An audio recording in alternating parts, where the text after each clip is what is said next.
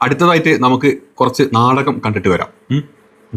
की माताओं, बहनों और बेटियों से बात करने के लिए आया हूं. कांग्रेस और उसके साथियों ने महिलाओं से उनके अधिकार छीनकर ये लोग मेजे थपथपा रहे थे. संशोधन नहीं हो पाया और नारी सब भूल जाती है, अपना अपमान कभी नहीं भूलती. കരയിപ്പിച്ച് കളഞ്ഞല്ലോ എൻ്റെ ജീങ്ങള്. പണ്ട് ആകാശദൂത് സിനിമ കണ്ടിട്ട് പോലും ഞാൻ ഇങ്ങനെ കരഞ്ഞിട്ടില്ല. ഷോ എടാ എടാ നിങ്ങൾക്കൊന്നും ജിഹാദികളെ നിങ്ങൾക്കൊന്നും കാര്യം പറഞ്ഞിട്ട് മനസ്സിലാവുന്നില്ലേ? ഒരു 10-75 വയസ്സുള്ളൊരു മനുഷ്യൻ ഇത്രയും മേക്കപ്പ് ഇട്ടിട്ട് ഒരു പത്രങ്ങളുടെ മുമ്പിൽ ഇത്രയും കാലം പോകാത്തൊരു മനുഷ്യൻ വന്നിട്ട് രാജ്യത്തിന് എങ്ങനെ കരഞ്ഞുകൊണ്ട് അഭിസംബോധന ചെയ്തിട്ട് നിങ്ങൾക്കൊക്കെ കേട്ടിട്ട് ചിരിയാണോ വരുന്നത്? എനിക്കിവിടെ ഹൃദയം പൊട്ടുകയാണ്. എൻ്റെ പ്രധാനമന്ത്രിയാണ് ഇങ്ങനെ വന്ന് നിങ്ങളുടെയൊക്കെ നിൻ്റെയൊക്കെ വീട്ടിലെ അമ്മ, പെങ്ങന്മാര്, അനുജത്തിമാര്, അമ്മച്ചിമാര്, കൊച്ചമ്മമാര് ഇവരൊക്കെ പറ്റിച്ചില്ലേ? ആര് പറ്റിച്ചു? കോൺഗ്രസ്സുകാർ പറ്റിച്ചില്ലേ? എന്നിട്ട് പോലും നിനക്കൊന്നും കണ്ണു തുറക്കാൻ പറ്റുന്നില്ലേ? നാരി ശക്തി എന്നും പറഞ്ഞിട്ട് ഞാൻ ഈ രാജ്യത്ത് കാട്ടിക്കൂട്ടുന്ന കാട്ടിക്കൂട്ടലുകൾ ഇത്രയൊക്കെ ഉണ്ടായിട്ട് പോലും നിങ്ങളുടെ ഒന്നും മനസ്സെന്താടാ കുലുങ്ങാത്തത്? നോക്ക്, ആ പാവം മനുഷ്യൻ പറഞ്ഞ കാര്യങ്ങൾ നിങ്ങളൊന്നും മനസ്സിലാക്കണം. എൻ്റെ പൊന്നു സംഘി കുഞ്ഞുങ്ങളെ, നിങ്ങൾക്ക് കാര്യം മനസ്സിലാവും. പക്ഷേ രാജ്യത്ത് ചോറ് തിന്നുന്ന ബാക്കിയുള്ള ടീമിന് ഇത് കാര്യം മനസ്സിലാവുന്നില്ല എന്ന്. ചോറ് തിന്നുകൊണ്ടേ അവർക്ക് ഈ നാടകം കൊണ്ട് അക്സെപ്റ്റ് ചെയ്യാൻ പറ്റുന്നില്ല. പക്ഷെ നിങ്ങൾക്ക് മനസ്സിലാവും. നിങ്ങൾക്ക് കാര്യങ്ങൾ മനസ്സിലാവും. ഇത് മതി. ജി ഒന്ന് കരഞ്ഞാൽ, വിശ്വഗുരു ജി ഒന്ന് നിങ്ങളുടെ മുമ്പിൽ വന്ന് പൊട്ടിക്കരഞ്ഞു കഴിഞ്ഞാൽ നിങ്ങൾക്ക് കാര്യം മനസ്സിലാവുന്നുണ്ടല്ലോ. എന്തുകൊണ്ട് ഇവർക്ക് മനസ്സിലാവുന്നില്ല? കാരണം അവർ ചോറ് തിന്നുന്നുണ്ട്. ചോറ് തിന്നതിൻ്റെ പ്രശ്നമാണിത്. ഈ പ്രതിപക്ഷ പാർട്ടികൾ, ജിഹാദികളെല്ലാം കൂടി രാജ്യത്ത് എൻ്റെ തമ്പുരാനെങ്കിലും ആ പാവം മനുഷ്യൻ പറഞ്ഞ കാര്യം നിങ്ങൾ കേട്ടോ? നാരികൾക്ക് വേണ്ടിയിട്ട് ആ പാവം മനുഷ്യൻ ചെയ്തു കൂട്ടിയ കാര്യങ്ങൾ അത് നിങ്ങൾക്ക് എന്താ അക്സെപ്റ്റ് ചെയ്യാൻ പറ്റാത്തത്? എന്തുകൊണ്ട് കോൺഗ്രസ് ഇമാതിരി പരിപാടി ചെയ്യുന്നത്? എന്തുകൊണ്ട് പ്രതിപക്ഷ പാർട്ടി ഇമാതിരി പരിപാടി ചെയ്യുന്നത്? ഒന്നും രണ്ടും ആണോ? ഞാനൊരു 60 വട്ടെങ്കിലും എൻ്റെ പ്രസംഗത്തിൽ കോൺഗ്രസിന്റെ കുറ്റം പറഞ്ഞില്ലേ? എന്നിട്ട് പോലും നിങ്ങൾക്ക് മനസ്സിലാവുന്നില്ല?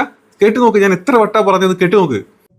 और बेटियों से बात करने के लिए आया हूं. कांग्रेस और उसके साथी, यही कांग्रेस का इतिहास है. कांग्रेस की नेगेटिव भी कांग्रेस है. कांग्रेस ने जीएस कांग्रेस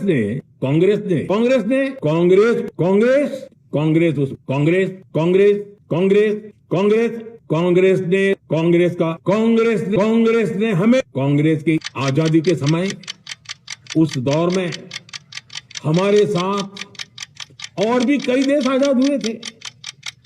ज्यादातर देश हमसे बहुत आगे निकल गए और इसकी वजह थी कि कांग्रेस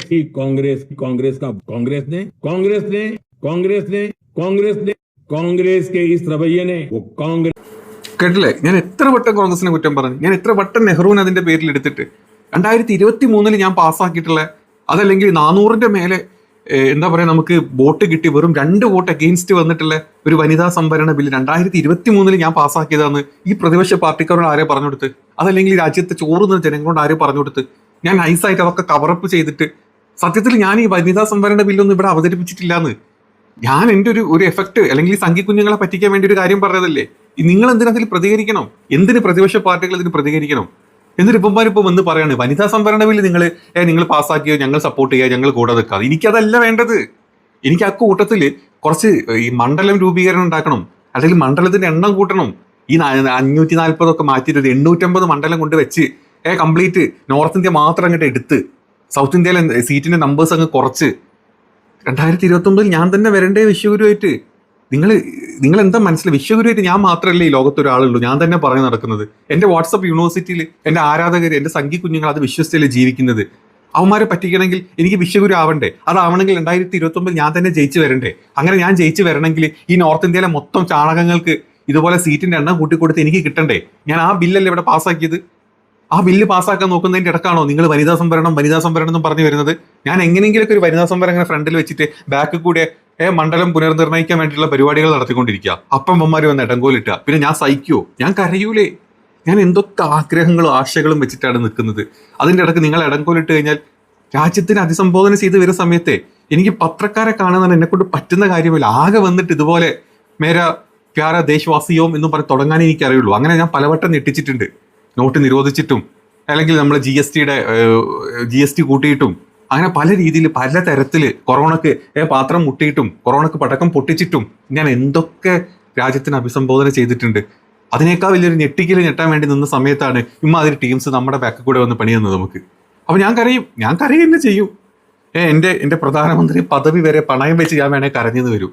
കാരണം ആ കണ്ണീര് കണ്ടിട്ട് അതിൽ വിൽക്കാൻ നമ്മുടെ രാജ്യത്തെ സംഖ്യ കുഞ്ഞുങ്ങളുണ്ട്. എനിക്ക് ആ കുഞ്ഞുങ്ങൾ മതി. ആ കുഞ്ഞുങ്ങൾ ഉള്ളതുകൊണ്ടും കൂട്ടത്തിൽ രാജ്യത്തെ ബാക്കി പല ഡിപ്പാർട്ട്മെന്റിനെ പോക്കറ്റിലാക്കിയത് കൊണ്ടാണ് ഞാൻ ഇങ്ങനെ പിടിച്ചു നിൽക്കുന്നത്. അതെന്താ നിങ്ങൾക്ക് മനസ്സിലാക്കാൻ പറ്റാത്ത? ഇനിയെങ്കിലും എനിക്കൊരു കാര്യം പറയാനുണ്ട്. നിങ്ങൾ തടുത്തത് സത്യം എന്താണെന്ന് എനിക്കും അറിയാം, നിങ്ങൾക്കും അറിയാം. പക്ഷെ എന്റെ സംഖ്യ കുഞ്ഞുങ്ങളോട് നിങ്ങൾ അത് പറഞ്ഞു കൊടുക്കരുത്. അത് പറഞ്ഞു കൊടുത്തു കഴിഞ്ഞാൽ അതിനെ ന്യായീകരിക്കാൻ ഞാൻ നിങ്ങളുടെ നാട്ടിൽ തന്നെ പലരെയും നിർത്തിയിട്ടുണ്ട്. പല നിഷ്പക്ഷരായിട്ടുള്ള പല യൂട്യൂബേഴ്സിന് ഞാൻ ഇതിന്റെ മുമ്പിൽ എന്റെ പടച്ചിട്ട് അണിഞ്ഞിട്ട് സംഖ്യ കുഞ്ഞുങ്ങളുടെ പാലും തേനും ഒലിപ്പിക്കാൻ വേണ്ടി ഞാൻ ഇട്ട് കൊടുത്തിട്ടുണ്ട്. അവന്മാര് നിങ്ങൾക്കെതിരെ പ്രതികരിക്കും. നിങ്ങൾ കണ്ടോ എന്റെ ഐഡിയകൾ ഏതൊക്കെ രീതിയിലാണെന്ന് നിങ്ങൾ പോലും അറിയില്ല. സത്യത്തിൽ 543 സീറ്റുള്ളത് 850 സീറ്റാക്കിയിട്ട് വേണം നമുക്ക് നോർത്ത് ഇന്ത്യ സൗത്ത് ഇന്ത്യ അങ്ങനെ രണ്ടാക്കി വെച്ചിട്ട് നോർത്ത് ഇന്ത്യ മാത്രം മതി രാജ്യം ഭരിക്കാനും രാജ്യത്തെ ഭരണ പോളിസികൾ ഉണ്ടാക്കാനും എന്ന് ഞാൻ തീരുമാനിച്ചിട്ടുണ്ടെങ്കിൽ എങ്ങനെയെങ്കിലും ഞാനത് സാധിപ്പിക്കും, അല്ലെങ്കിൽ എൻ്റെ പാർട്ടി അത് സാധിപ്പിക്കും.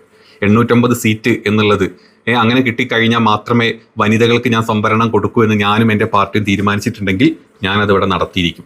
അത് 540 സീറ്റുകളാണെങ്കിൽ ആ 540 സീറ്റുകളിൽ ഇനി നിങ്ങളുടെ വനിതകളുടെ സംവരണം നിങ്ങൾ കൊടുത്തോ എന്ന് പ്രതിപക്ഷം പറഞ്ഞ് ഞങ്ങൾ കൊടുക്കില്ല. കാരണം ഇപ്പോഴത്തെ പാർട്ടി നില അല്ലെങ്കിൽ നാരി ശക്തി ബേട്ടി പട്ടാവോ ബേട്ടി പച്ചാവോ എന്നും പറഞ്ഞിട്ട് ഞാൻ ഇവിടെ കിടന്ന് നായിക്ക് 40 വട്ടം ചലച്ചുകൊണ്ടിരിക്കുന്നുണ്ടെങ്കിൽ എൻ്റെ പാർട്ടിയുടെ കണക്കെടുത്ത് നോക്കിയാൽ പോലും കണക്ക് മൊത്തത്തിൽ എടുത്ത് നോക്കിയാൽ മഹുവ പറഞ്ഞ പോലെ ഇപ്പോഴത്തെ നമ്മുടെ പാർട്ടിയിലെ അല്ലെങ്കിൽ സ്ത്രീ സംവരണത്തിന്റെ കണക്കെടുത്ത് നോക്കിയാൽ ഏറ്റവും കുറവ് സ്ത്രീകൾക്ക് സീറ്റ് കൊടുത്തിട്ടുള്ള പാർട്ടി അത് നമ്മുടെ സംഘി പാർട്ടി BJP തന്നെയാണ്. കണക്കെടുത്ത് നോക്കിയാൽ മതി. ഈ കണക്ക് വെറുതെ ഈ രേഖപ്പെടുത്തിയ കണക്കൊന്ന് മൊത്തം എടുത്ത് നോക്കിയാൽ മനസ്സിലാവും.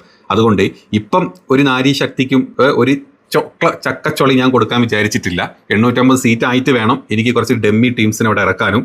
850 സീറ്റിൽ സൗത്തിനെ മാറ്റി അങ്ങ് നിർത്തി അതല്ലെങ്കിൽ അതിൻ്റെ വലിയ ഭൂരിപക്ഷത്തിൻ്റെ ഏറ്റവും വലിയ ഈ പറഞ്ഞ സംഖ്യവാണങ്ങളുടെ കയ്യിൽ നിന്ന് തന്നെ സീറ്റ് വാങ്ങി അല്ലെങ്കിൽ അവരുടെ വോട്ട് വാങ്ങി നോർത്ത് ഇന്ത്യ മതി രാജ്യം ഭരിക്കാൻ എന്നുള്ള ചിന്തകൾ കൊണ്ടുവന്ന് ഈ രാജ്യത്തിനെ മുന്നോട്ട് കൊണ്ടുപോകാൻ എനിക്ക് നല്ല വ്യക്തമായിട്ട് അറിയാം. അത് മനസ്സിലാക്കാത്തത് സംഖ്യ കുഞ്ഞുങ്ങൾ. അതുകൊണ്ടാണ് ഇവന്മാർ തോക്കും വടിയും പിടിയും പിടിച്ചിട്ട് റോട്ടിലോട്ട് ഇറങ്ങിയത്. ഞാൻ ഇളക്കി വിട്ടിട്ടുണ്ടല്ലാത്തിരി അത് ഞാൻ നേടിയെടുക്കുകയും ചെയ്യും.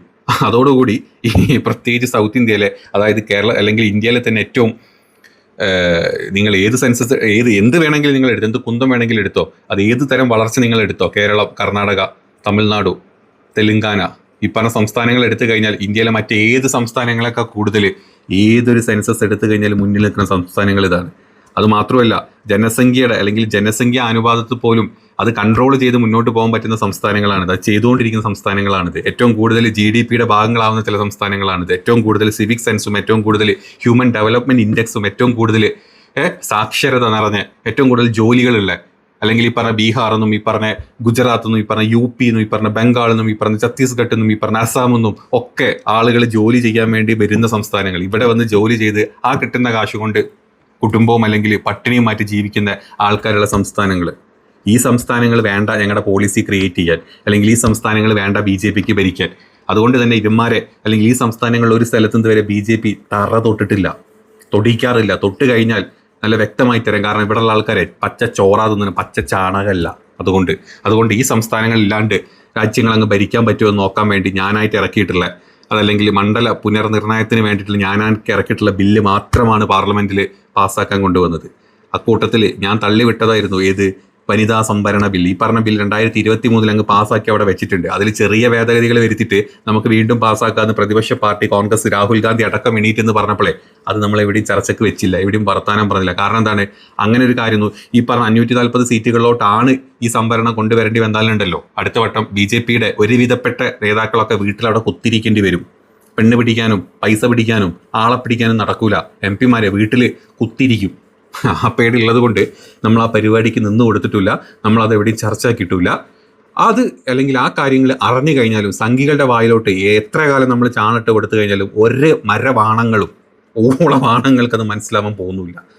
അപ്പോൾ യഥാർത്ഥത്തിൽ ഇവിടെ കൊണ്ടുവന്ന ബില്ല് ഏതാണെന്നുള്ളത് ഫസ്റ്റ് മനസ്സിലാക്കുക.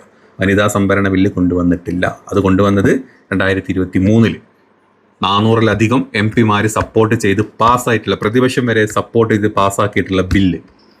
ആ ബില്ല് അതായത് ഇപ്രാവശ്യം ചെറിയ ഭേദഗതികൾ വരുത്തിയാൽ മതി. കാരണം നമ്മൾ അടുത്ത സെൻസസ് കഴിഞ്ഞിട്ട് നമ്മുടെ ജനസംഖ്യ ആനുപാതികമായിട്ട് നോക്കിയിട്ട് നമ്മളത് മുന്നോട്ട് കൊണ്ടുവരാം, അല്ലെങ്കിൽ ആ ഒരു വനിതാ സംവരണ ബില്ല് ഡെവലപ്പ് ചെയ്യാം എന്ന് വെച്ചിട്ടുള്ളൊരു ക്ലോസ് ഉള്ളത് കൊണ്ട് മാത്രം അത് കുഴപ്പമില്ല, ഞങ്ങൾ അതിനെ സപ്പോർട്ട് ചെയ്യാം, നിങ്ങൾ അതിപ്പോൾ തന്നെ ചെയ്തോ എന്ന് പ്രതിപക്ഷം പറഞ്ഞാൽ പോലും അതിനെ സപ്പോർട്ട് ചെയ്ത് കഴിഞ്ഞാൽ തൂങ്ങും BJP പാർട്ടി എന്നുള്ള വ്യക്തധാരണ ഉള്ളത് കൊണ്ട് ഇത്തരം മുതലക്കണ്ണീരുകളും ഡ്രാമകളും കളിക്കും.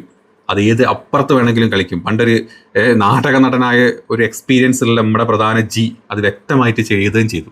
അത് കണ്ട് കണ്ണീരൊലിപ്പിക്കാൻ നമ്മുടെ നാട്ടിലെ സാണകവാണകളുടെ വീട്ടുകളിലുള്ള സകല എന്താ പറയുക നാരികളും ഇപ്പം മുന്നിട്ട് റോട്ടിലോട്ട് ഇറങ്ങിയിട്ടുണ്ടെന്നാണ് കേട്ടത്. ഏതാണെങ്കിലും മനസ്സിലാക്കി എന്താണ് കാര്യം, ഏതാണ് യഥാർത്ഥത്തിൽ, ഏത് ബില്ലാണ് യഥാർത്ഥത്തിൽ ഇവിടെ കൊണ്ടുവന്ന ആളെ പറ്റിക്കാനുള്ളത് എന്നുള്ളത് മനസ്സിലാക്കി കഴിഞ്ഞാൽ ഈ രാജ്യത്തെ ആൾക്കാർക്ക് മനസ്സിലായി. ഏതായാലും പ്രതിപക്ഷം ഒറ്റയടിക്ക് ഫ്യൂസ് ഊരിയത് ഇപ്പറഞ്ഞ പാർട്ടിയുടെയും ഇപ്പറഞ്ഞ പ്രധാന നാടക നടൻ്റെയാണ്.